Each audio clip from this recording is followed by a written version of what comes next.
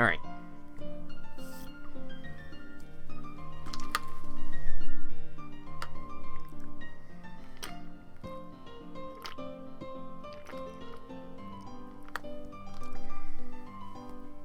How long have I been recording?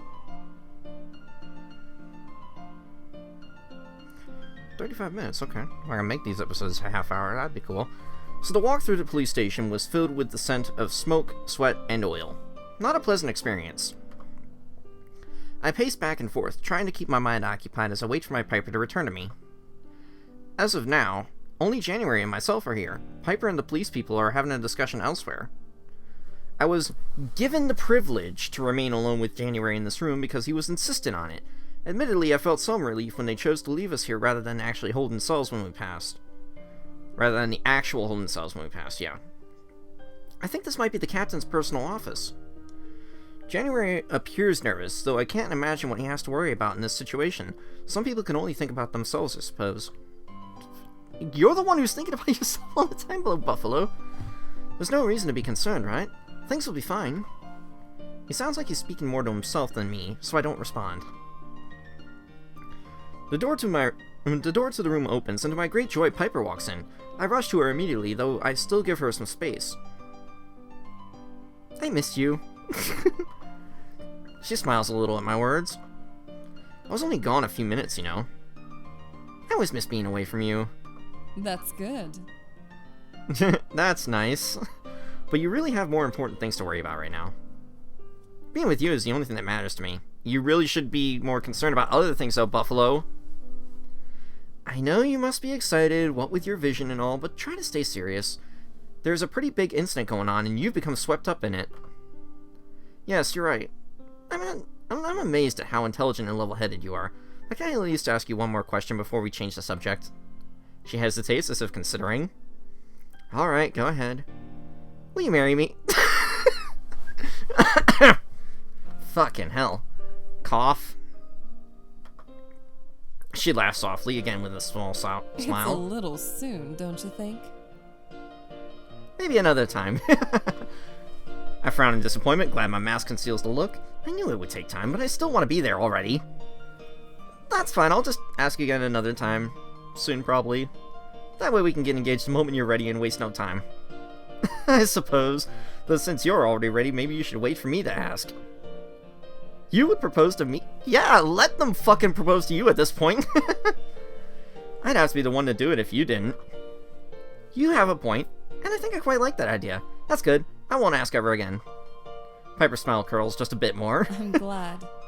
Glad to hear it, yeah. I mean that. So you're really gonna propose to me someday? I'm sure I won't mind. Now that was your one question.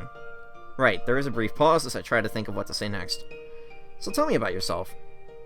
We don't have time for that. The police captain will be here any minute. We can keep it brief. Just a few highlights. Piper shakes her head.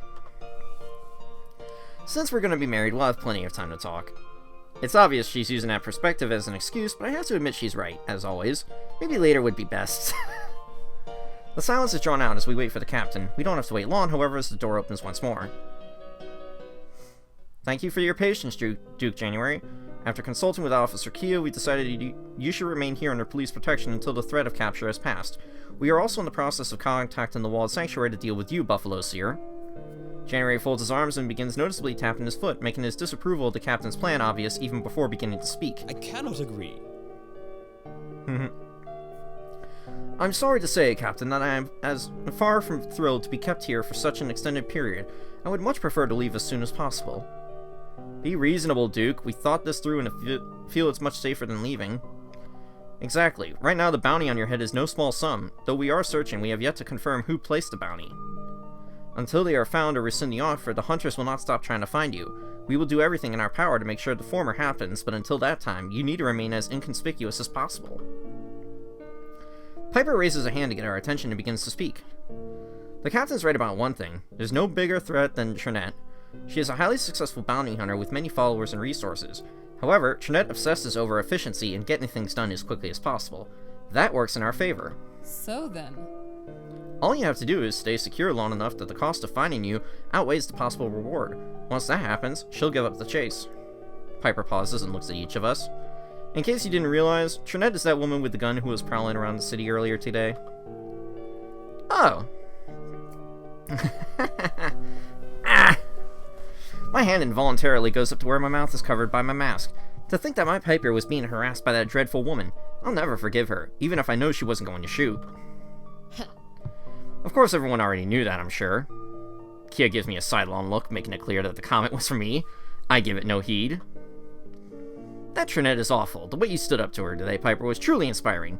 Not everyone could stare down a gun as you did.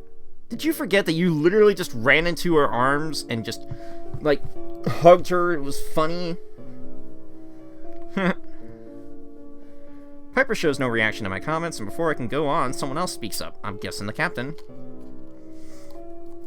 I'm switching around drinks. I don't want to use up all my water because I didn't bother refilling my water bottle today.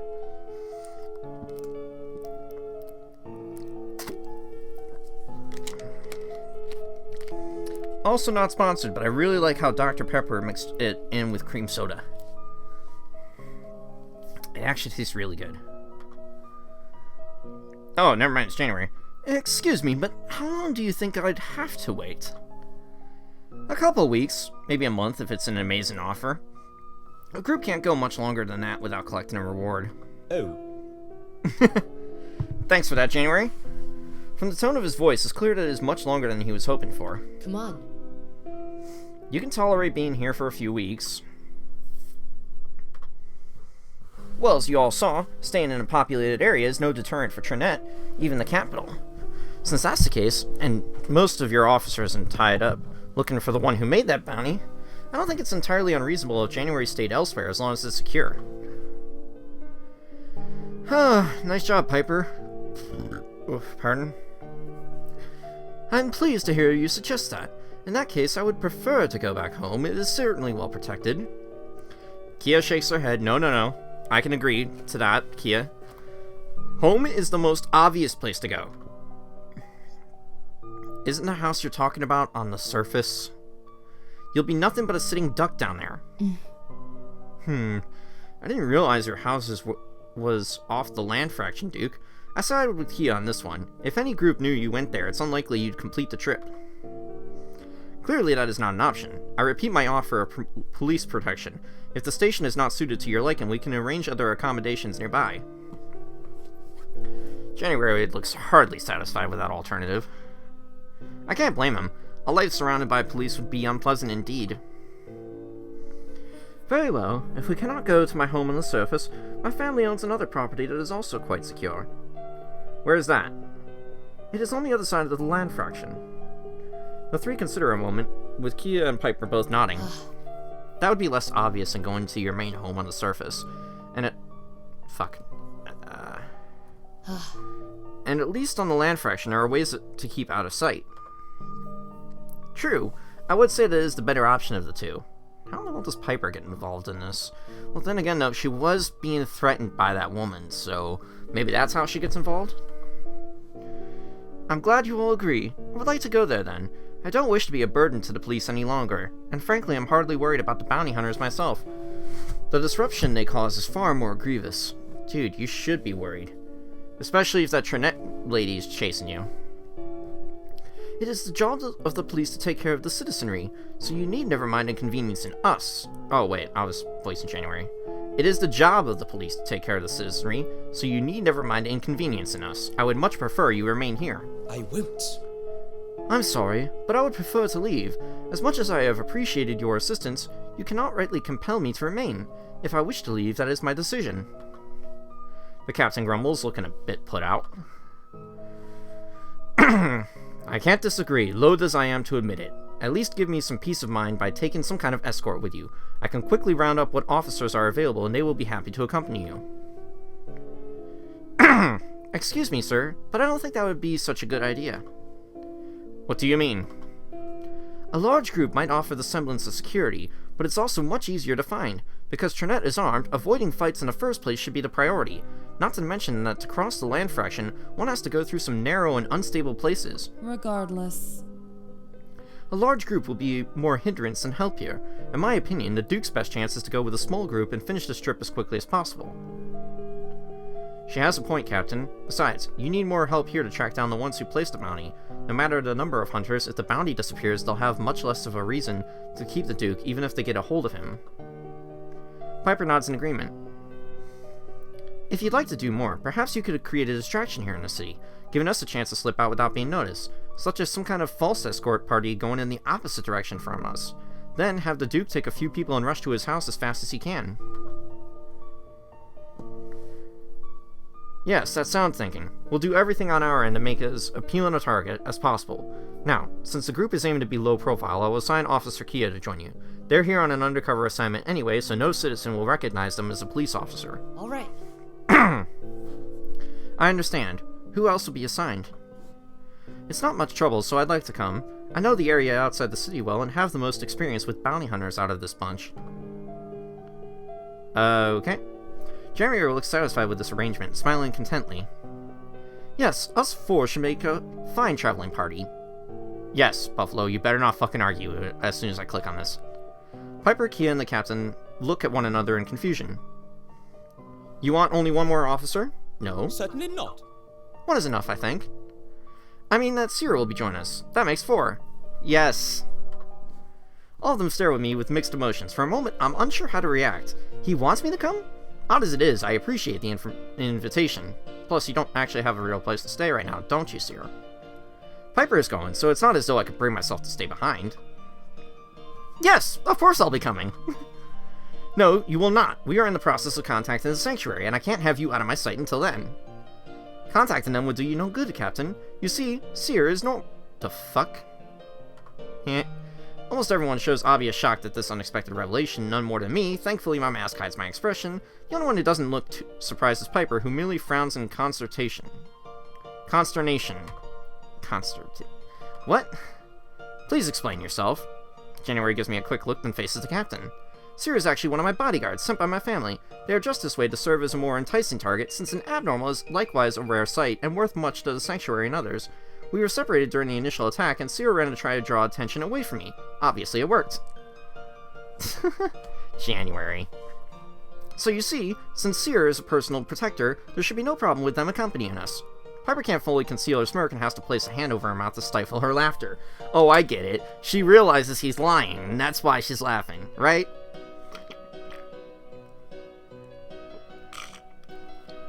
I felt the need to get water that time.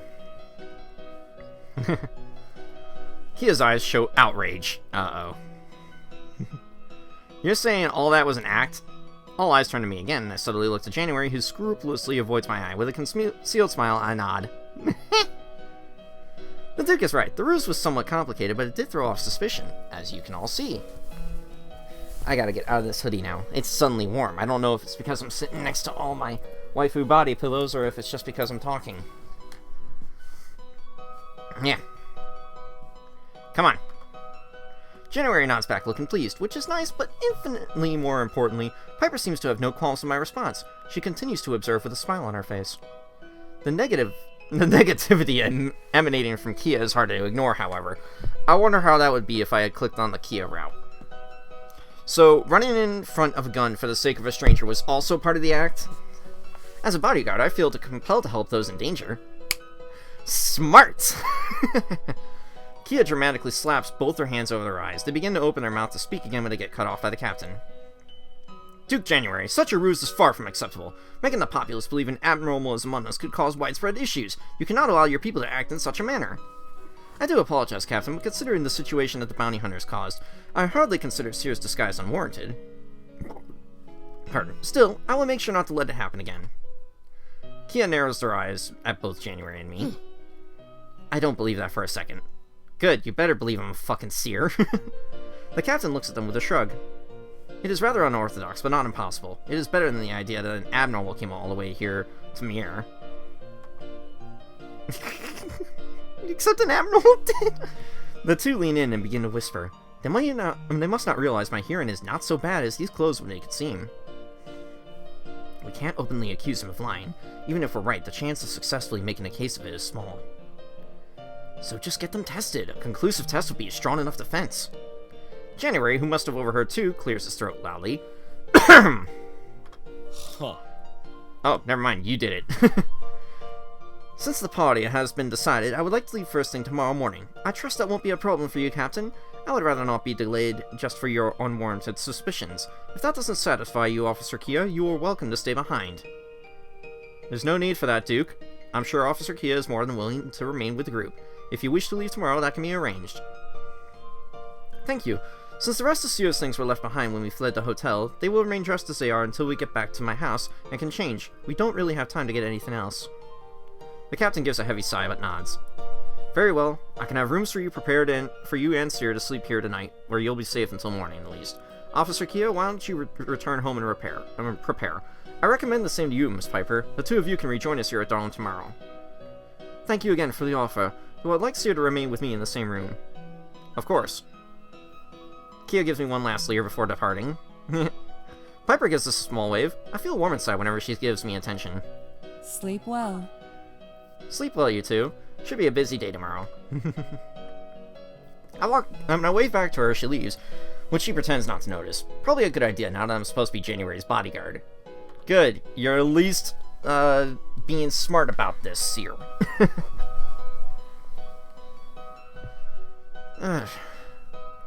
Please follow me to your room. He nods cordially to January and me, then leaves. I'm now alone with the Duke, and all I want to do is ask why. Before I can finish another thought, January speaks to me in a low voice. I'm sure you might imagine, but just to be clear, if anyone tries to speak to you without my presence, do not allow it. I insist that you have nothing to say and cannot leave my side. Or insist that you have nothing to say and cannot leave my side. I must also mention that there are many individuals in this building who could just happen to overhear what other people are saying. Because of that, we should refrain from conversation until morning, lest there be any other misunderstandings. Agreed? Right. My question will have to wait, it seems. Tomorrow can't come soon enough. Now Piper and I will have the whole trip to be together. Excitement building, I followed January out of the room after the police captain. With the morning on the rise, January and I are once more ushered into the captain's room from the day before. I keep having to adjust myself. I wish I had a cushion. Like, I don't want to go cross-legged. I haven't been able to do that for a long while. Huh? What's that notification on Discord?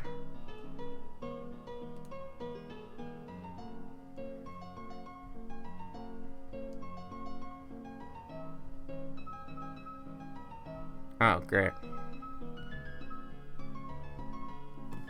Just taking care of this real quick because it's annoying me.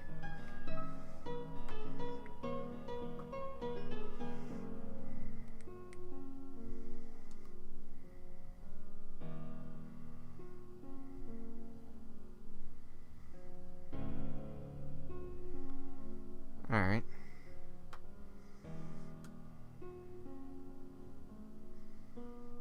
I could have sworn there was a notification on,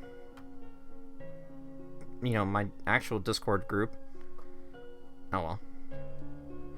Back to the game.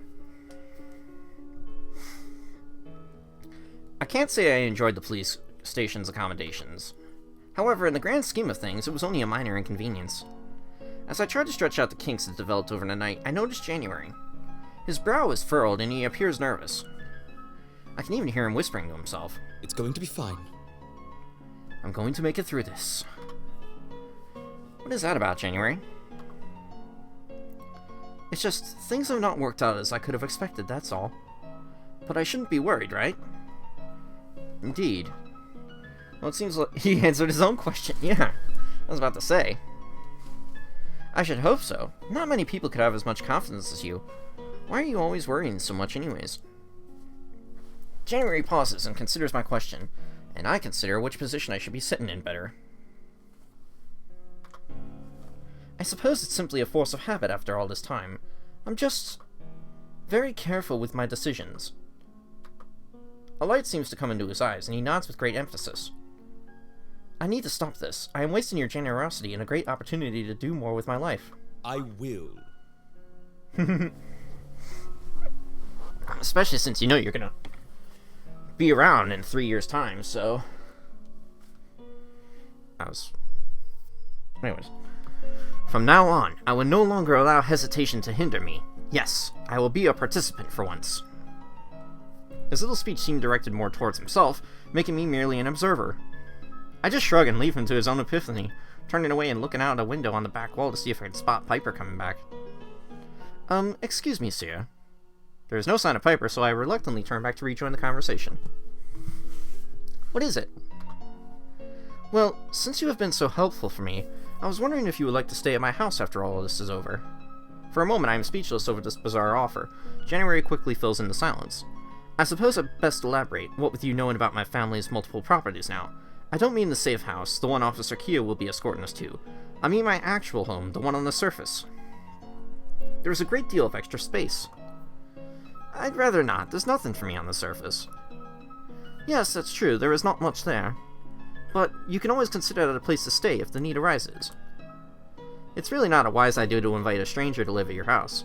I thought you were supposed to be a careful man. His eyes drift away from my mask and he smiles shyly. I'm trying to change. Just know the offer stands. I mean, you guys are practically friends at this moment. You have to pretend to be his bodyguard. I shrug again, turning once more to the window. Hopefully that would be the last time he calls me back into a conversation. You've got to stop being a terrible friend. I almost feel like I was talking about myself there because honestly, like, I haven't gotten messages from Chase and Jesse saying that they want to play stuff because they were just trying to take care of their Wi-Fi issue. And I also haven't played games with them in over a month because I was trying to finish up Sekiro, and I did. And I still haven't played games with them. And the thing is, I'm also close to finishing up Assassin's Creed Rogue. I'm at like 64% of the way through the game. That's the progress meter I've gotten, actually, and most of that was me filling out all the side content as quickly as possible. Either way, though.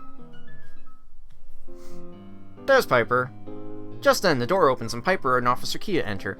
Piper is smiling pleasantly, but Kia looks like a storm cloud has settled above their eyes. They glare at us, but ask not inhospitably if we slept well. Alright.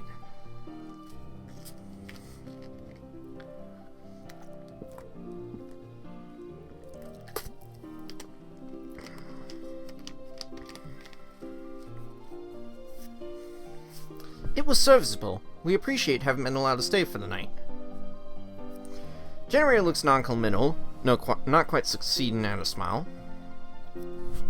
I managed. I don't say out loud how much I miss Piper, but try to imply it in my inflection, tilting my head towards her. Despite being the one who asked, Kia shows no outward reaction to our answers. They clearly have no desire to be a part of this. Piper frowns. What a dour lot this group is today. Be sure to perk yourselves up soon, This is only the beginning. Ooh, pardon, sorry. I must agree, I'm not seeing many productive attitudes in this room. January tries again to smile, while Kia only rolls her eyes. It looks more like you're just blinking. I do appreciate, though, that the creators of the game went out of their way to have their, characters blink a lot. It looks cool. They did that just like a little bit in Doki Doki, which, that was a fun game to play. Either way, though. Shrugging off the response from those two, I decide to move closer to Piper. She makes no move of acknowledging me, but doesn't move away either. She doesn't even look my way. At first, I am a bit distressed, but then I remember that I am supposed to be January's bodyguard now. I can't blame her for not paying the situation much attention. Sorry. Kia then places their hand on their hips in that tritely authoritative stance, and begins to speak. Now. Since we'll be leaving soon, now's the time for me to explain the plan. Once we leave Mier, we will be following one of the major rivers that cuts through the land fraction. That will be the smoothest route for some distance. We'll push out until it starts to get dark, then look for a suitable place to stop, preferably with the same covering, or with some covering. I need to get that right. At first light, we'll resume the journey, and, if all goes well, we should arrive at January's house by evening the second day. At latest, we will arrive early the next morning. Kia looks at us as if silently asking if we got the message. We all nod, and they continue. Once we leave the city, the police will send out their decoy, hopefully confusing the bounty hunters into thinking they have the Duke with them. Our ride is already prepared for us outside the city limits, stocked with more than enough supplies to last us the trip. It was arranged away from the station to make it seem more like it was simply a normal traveler's. We will be walking through the city using back alleys and side streets to be seen as little as possible. So far, so good? Again, we all nod. Good, I'm understanding this mission too. At least you can all listen. That will be important during the trip. Now, Duke January and his bodyguard will be riding in the steam carriage. Piper will also join you. I will be riding in the front in a gadabout. What a relief! So... Both vehicles will have a radio that will let us communicate with each other, and back to the station as well. However, their range is limited, so once we reach the ruins at about the middle of the land fraction, we will be too far to reach back here in mid-air. Hopefully by that point it won't matter. Not the best equipment for the city police. I used to have radios in my travels that could reach all the way to the surface and still work. Well, most of our good radios are being used for other duties. Those are simply the radios that are attached to those vehicles, and they will be plenty good enough for a 2-day trip. I dropped my phone again. Piper shrugs. Don't worry about it. I don't mind. I was just saying. Yeah, it is just a peach that you're so technology savvy. You're driving. That's just fine with me. I'd be happy to, in fact. Good.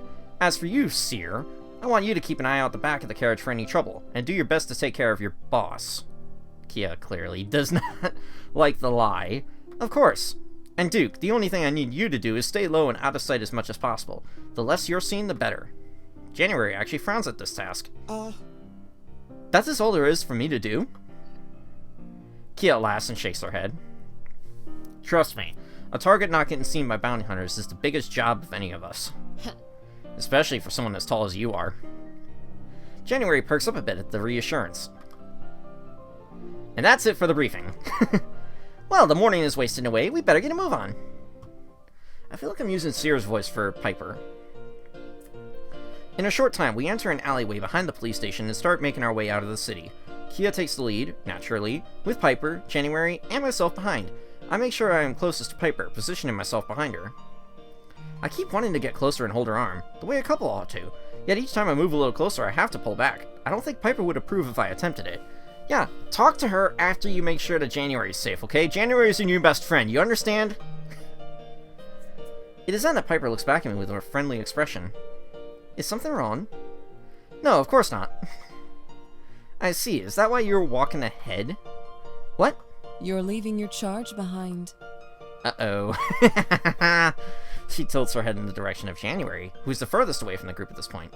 Even if nothing is wrong right now, don't you think it'd be better to stay close just in case? She's right. Begrudgingly, I move a little further back. Piper holds her smirk as she turns forward once more and follows Kia onward. It doesn't take long for us to cross the bridge to the larger land fraction and reach the very end of Mir. I note that the city is as empty as ever. However, in this case, it can be explained by the early hour. I look over the shockingly low railing. It seems a long way down. I feel compelled to drop something off the side. After that thought, though, it also occurs to me that down there is where January lives. I can't imagine what the surface has to offer that the land fraction cannot. Kia calls me back to attention. They wordlessly direct me to the other side of the road. There, the two vehicles mentioned earlier are set waiting for us. They both seem decent enough. Hey. Again, shaking me out of my thoughts, Kia begins to strike up a conversation. Strange. So, Ox Seer, tell me. Actually, it's Buffalo Seer. What? My name is Buffalo Seer, not Ox Seer. My insistence is immediate, though I regret it just as quickly. I can almost feel Kia's smirk coming from behind their scarf. I'm very sorry. I didn't know you'd be so touchy about me still using the correct fake name. No, I'm sorry. To your police station for having you employed. What the fuck? Buffalo! As a fellow undercover worker, you should know that dedication to your role is paramount to success. And before you say that I am no longer undercover, I am still in my disguise, so it simply comes naturally, as it should for you as well. To my surprise, Kia actually looks a little impressed. They must not have expected me to stand my ground so strongly. Okay then, Buffalo Seer, since that is just a disguise and you're not really from the Walled Sanctuary, how about we start calling you by your real name? As a fellow undercover worker, I know that I feel much better when I'm able to use my true name. I can't argue the point, I can't argue the point, and I'm forced to think of something. Okay! Well, time for me to make Buffalo Seer self-insert me.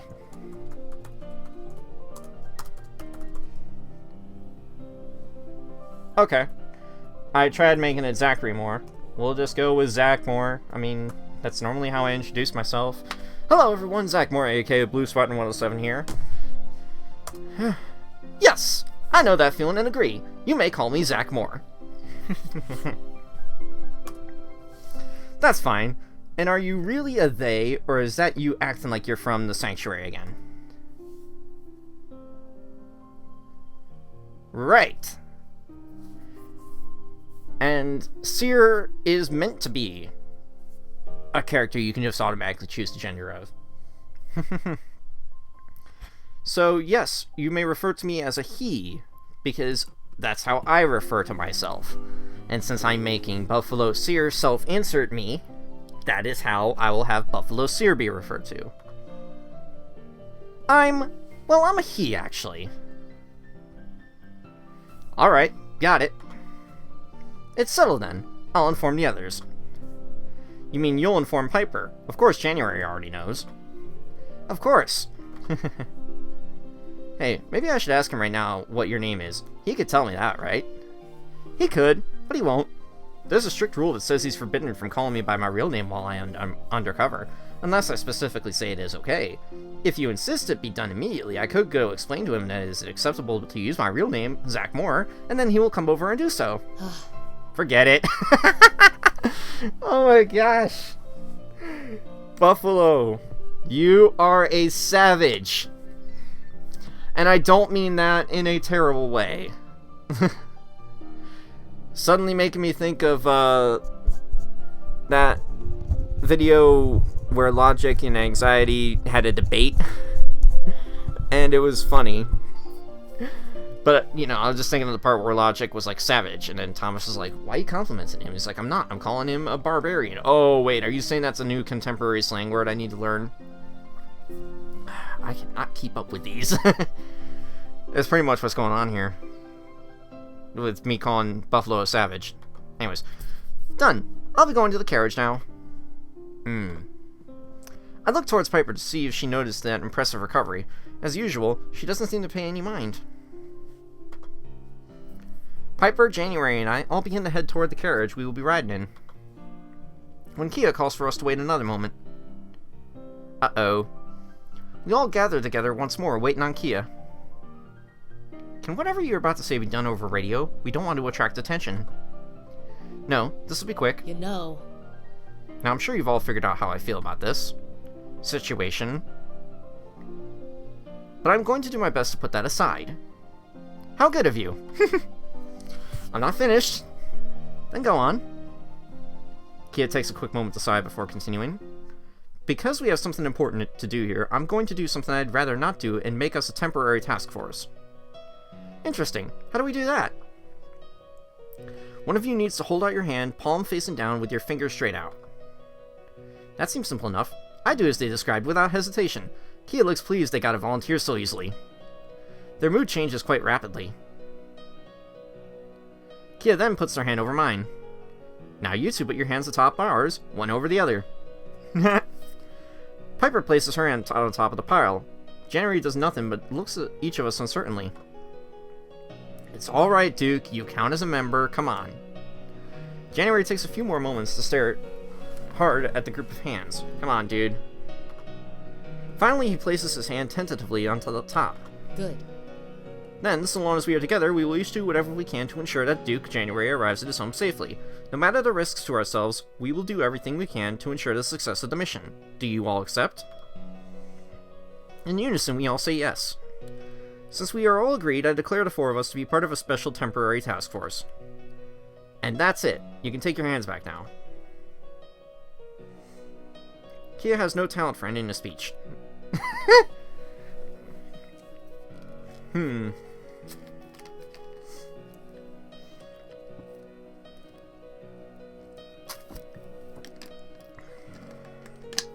As we pull back, I look at them with a bit of interest. Really now? Does this mean I can arrest people now if they're a threat to completing our mission? No, if anyone needs arresting, you just tell me about it. Got that? That's disappointing. Kia notices my slumping shoulders and includes an addendum to their last statement.